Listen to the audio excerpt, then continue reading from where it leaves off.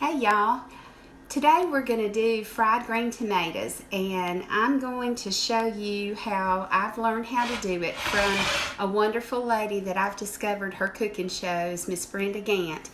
I've tried her fried squash this way, okra, and today we're going to do fried green tomatoes. And for family and friend, I know that some of you girls and guys out there love these fried green tomatoes, but you know, we always talk about how hard it is to do them because they're in the rounds and it takes forever, and you know, sometimes they get soggy.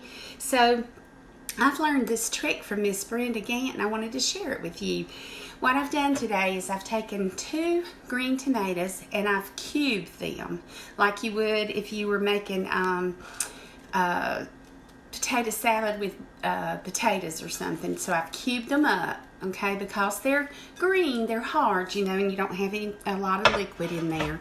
So because there's not any liquid to cause your cornmeal and flour to stick, what Miss Brenda does is she takes buttermilk, and let me shake this up, just got it out of the fridge, and pours about a tablespoon, not very much, onto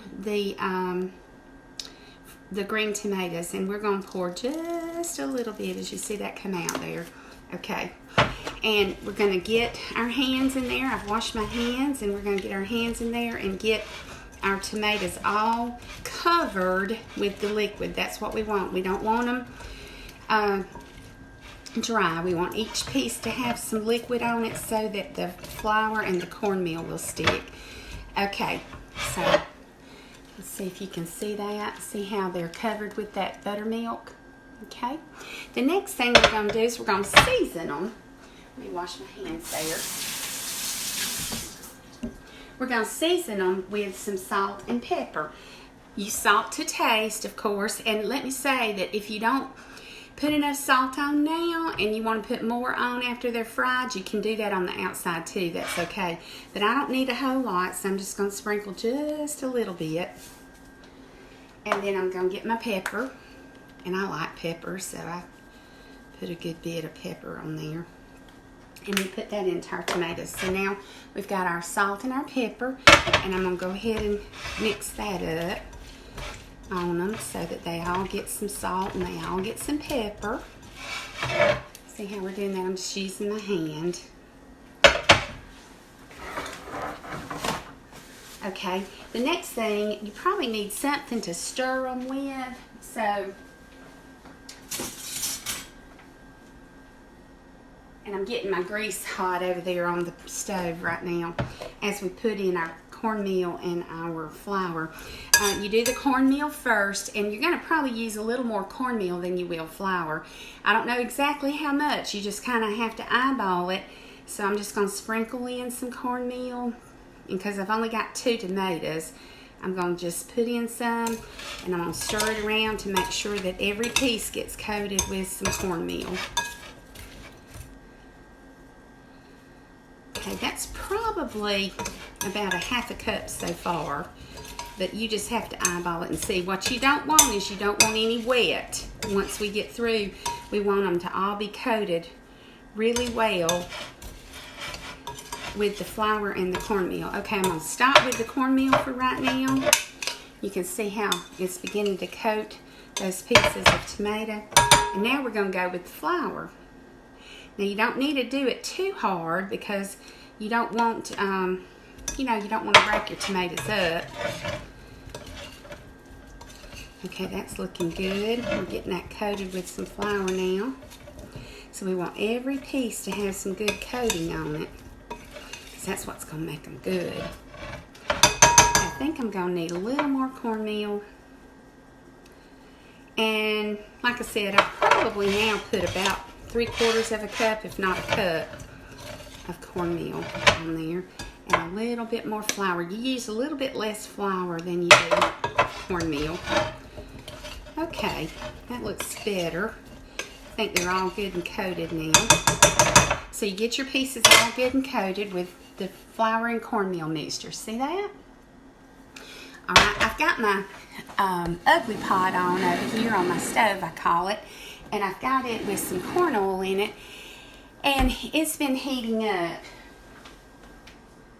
Okay, I think it's about ready for us to go ahead and drop some in and start frying. So hold on one moment and we'll be right back.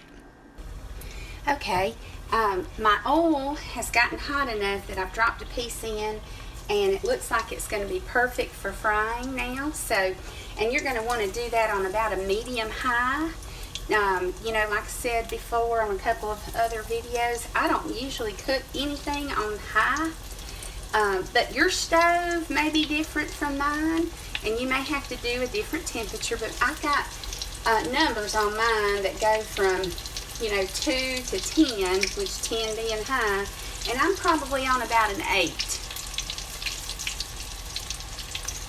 Now, one of the things that you don't want to do is once you get your tomatoes in here, you do not want to keep stirring and stirring and stirring. Just drop them in and let them cook. Because the stirring, what that does is it knocks the coating off. And we don't want our coating off. We want to be able to taste that good coating. So I'm going to put about half of this bowl in here and let them fry. And it doesn't take them long. But you do want to get them good and fried so you don't taste any raw dough. Okay, that's about half the bowl. Let me wash my hands.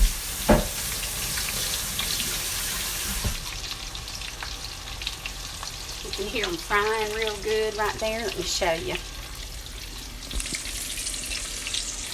Oh, it's kind of hard to see with that light. The bulbs being so bright. You see that? See them in there good and frying?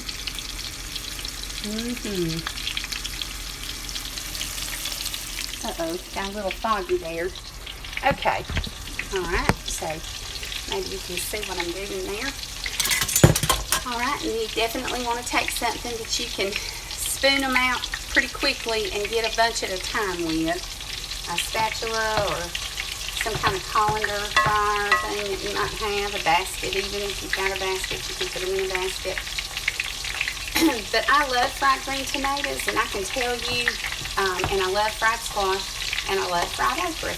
And since I've discovered Miss Brenda's way of doing it, I have to say, not only is it easier, but it certainly makes the process a lot simpler on you and keeps your food warmer, because when you're having to do those circles, I know it just takes a long time. And what Miss Brenda says, by the time you get the first ones cooked and they're drained, they're soggy before the last ones get ready. I don't get a lot of pop on mine because, you know, I don't cook it on high. And that's what you want to make sure that you do. You don't want to get burned, and you don't want to have a big old giant mess. Now, there's a little bit, you know, you take a dry paper towel and just wipe that up. Okay, some of these are looking like they're ready to come on out. The first ones I dropped in, let me show you. I don't know if you can see that. Put it on the paper here. Isn't that pretty? Can you see that? Look how pretty those are. And those are mouth-sized pieces, so it makes it a whole lot easier to eat, too. You can use these as a side or a snack. What I'm doing with these today is I'm actually going over to Simone's house in a minute, and we're going to have them for a mid-morning snack while we do a little bit of work that we've got planned to do today. We've already had our breakfast. I had cereal this morning, and this mid-morning snack will be just perfect to complement that cereal that I had. But you know how cereal is. It's good for you, but it kind of goes away in a hurry. And these are perfect right here. Okay, well that's how you do fried green tomatoes. I'm going to taste them in a minute and see if they're ready for a little bit more salt. And if they're not, then we're just going to go ahead and eat them like this and have our fried green tomato mid-morning snack with some ranch dip. Thank y'all and have a good day.